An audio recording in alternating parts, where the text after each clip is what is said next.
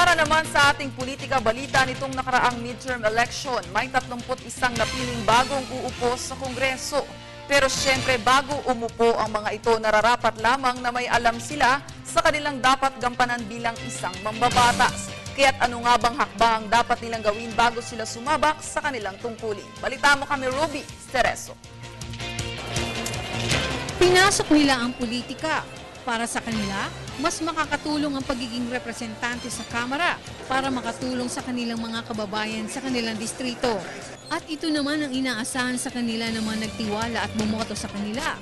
Kaya't para maging epektibo ang kanilang gagampanang tungkulin sa bayan, ang mga bagong uupo na representante sa Kamara ay magkakaroon ng 4 na araw na executive course simula ngayong Lunes.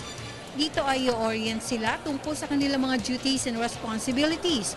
Ituturo din sa kanila ang konsepto, teorya, kalakaran at pamamaraan ng paggawa ng batas.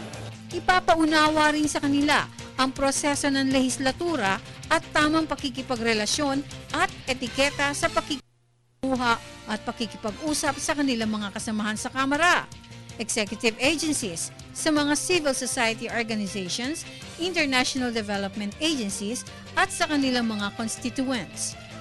Ang orientation ay joint project ni House Speaker Feliciano Belmonte at UP National College of Public Administration and Governance.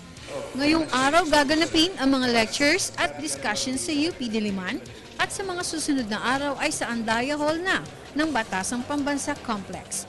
Para sa Telebisyon ng Bayan, Roby Cerezo.